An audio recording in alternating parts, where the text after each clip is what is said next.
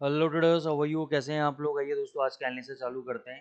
तो जैसा कि मैंने आपको समझाया था कि भाई डॉलर इंडेक्स एक ब्रॉड रेंज के अंदर फंसा हुआ है, और ऐसे रेंज के अंदर सबसे बेस्ट आइडिया है कि रेजिस्टेंस पे बेचा जाए और सपोर्ट पे खरीदा जाए। वही कल आपको डॉलर इंडेक्स के साथ दिखा कि रेजिस्टेंस के आसपास, ये जैसे यहाँ पे गिरा था तो ये रेजिस्टेंस के आसपास गिरा, नीचे आया। आज सुबह का पहला बुलिश कैंडल है, बना रहा है, दोबारा ऊपर जाएगा, फिर नीचे गिरेगा, फिर ऊपर जाएगा। और ये कब तक ऐसा करता रहेगा? जब तक कल आपका नॉन फार्म पेरोल डेटा नहीं आता, उसमें क्लैरिटी नहीं आती, तब तक ये साइडवेज जोन में घूमता रहेगा। मेरे को लगता है कि non farm payroll data positive आना चाहिए। हो सकता है कि जो एक्सपेक्टेशंस हो उनसे नेगेटिव आए, लेकिन पिछली बार से ज़्यादा आना चाहिए। तो अगर मान के चलो कि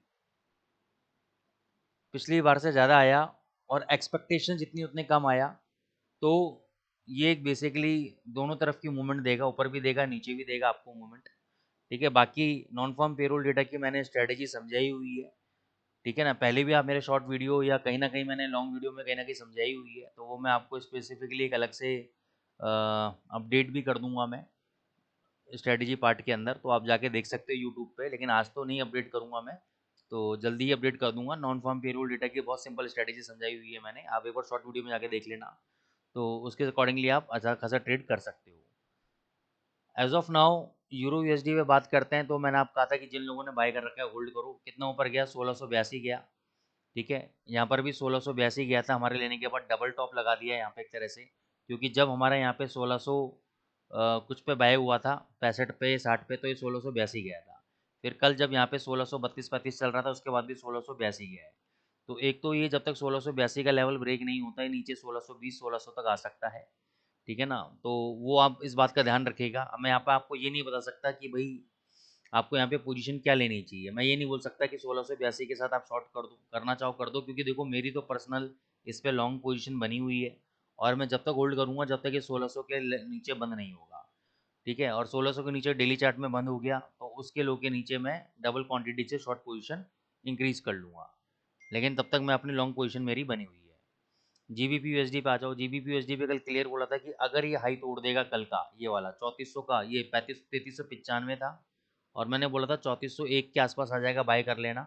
और देखो 3460 तक, जहाँ तक हम बोले थे वहाँ तक मैक्सिमम गया ही है। अब वापस वहाँ से नीचे आने की कोशिश कर रहा है। Bearish sorry bullish engulfing candle यहाँ पे बनाया है। तो वापस अगर ये नीचे 3390 के आसपास आता है, आप बाय ट्रेड एग्जीक्यूट करो। ये वाला लो आपका स्टॉप लॉस रहेगा, और टारगेट आपके 3500 तक के टारगेट रहेंगे। ये लो टूटा तो ये फर्दर बहुत 3200 तक आ सकता है, नहीं तो एक बार ये डिप पे आता है, बाई करो। 30-40 पे मिलते हैं, प्रॉफिट लेके निकल जाओ, उससे पहले कोई भी हाथ डालने की जरूरत नहीं है।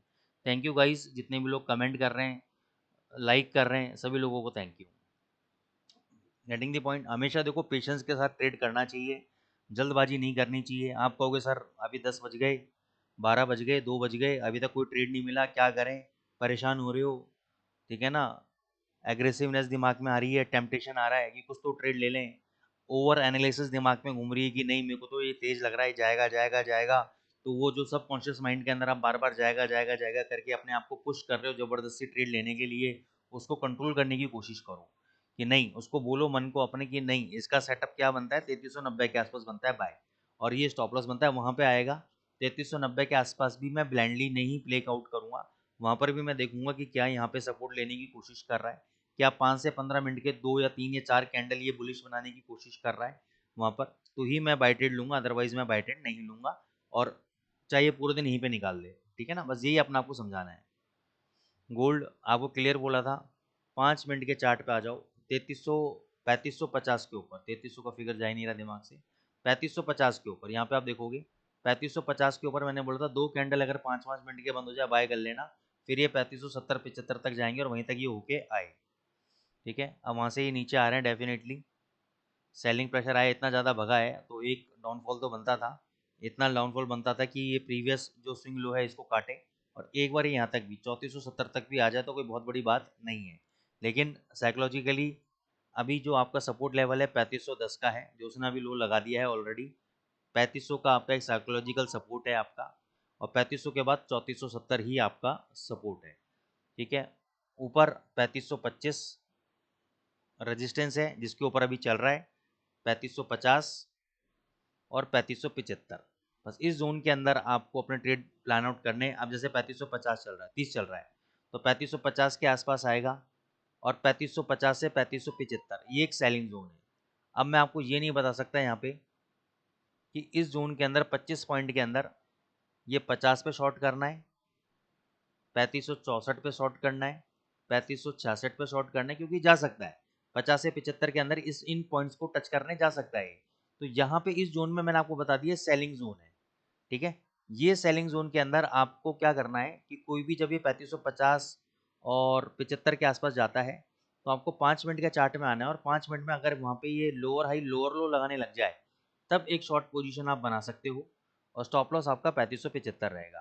तो ये एक मैं आपको तरीका बता रहा हूँ जिस तरीके से आप मार्केट के अंदर चल सकते हो, ठीक है। तो ये गोल्ड का एनालिसिस हो गया। बीटीसी का हमारा टारगेट पूरा हो गया। बीटीसी का हमने 1/12 1/13 तक के टारगेट दिए थे, 1/12 575 का ही लगाया, पूरा हो गया है, ठीक है। शॉर्ट पोजीशन बिल्कुल हमें बनानी चाहिए लेकिन हम बनाएंगे 1/16 पे, उससे पहले नहीं बनाएंगे। फ्रेश ट्रेड क्या बनता है अगर आज ये 1,09,000 के आसपास आता है,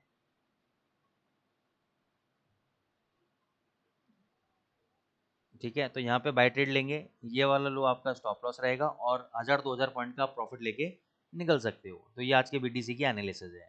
तो दोस्तों अगर आपको हमारी एनालिसिस पसंद आ रही है तो चैनल को लाइक करें, सब्सक्राइब करें। Thank you so much.